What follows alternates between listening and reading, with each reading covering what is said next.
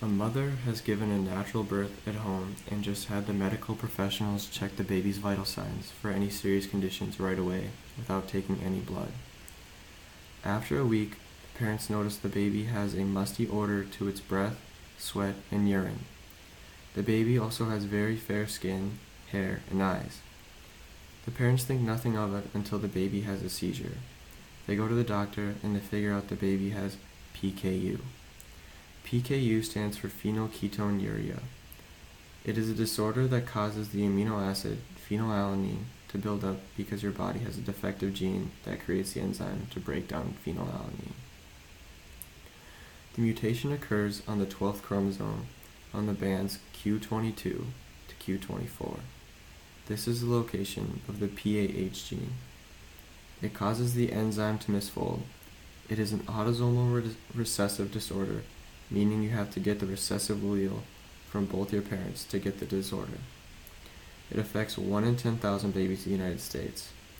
This stat also varies between countries, with Turkey being the most likely for it to occur in 1 in 2,600 babies.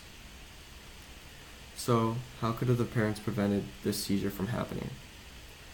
If they would have run a simple blood test called the Gunther test by pricking the heel of the baby's foot and testing the blood for elevated phenylalanine levels. But in order for this test to work, the baby must consume protein 24 hours before the blood is taken. Some of the various symptoms of living with PKU is intellect disability, poor bone strength, delayed development, and emotional and behavioral problems. Also, when growing up, you need a special baby formula, and in your later years, you need a special diet that limits phenylalanine and a special supplement that gives protein. With your special diet to limit phenylalanine, you have to limit your milk, egg, cheese, nuts, soy, beans, chicken, beef, pork, and fish intake. They also have to be very careful to avoid diet sodas which contain aspartame, which release phenylalanine when digested, but they can still have a regular soda. There are varying forms of PKU.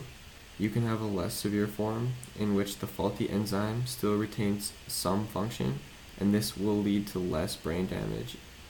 But even though you have this less severe form, you still need to have the special diet to prevent further damage. If left untreated, you can have irreversible brain damage, high tendency for seizures and tremors, microcephaly, which means smaller head, and severe social and emotional problems. There are no cures for PKU. They recommend a lifetime diet and a special formula to get the protein, frequent blood tests, and in some cases the drug saproprietine, or also known as Kuvan, increases your tolerance to phenylalanine. This works in combination with the PKU diet, but does not work for everyone to cure the disease.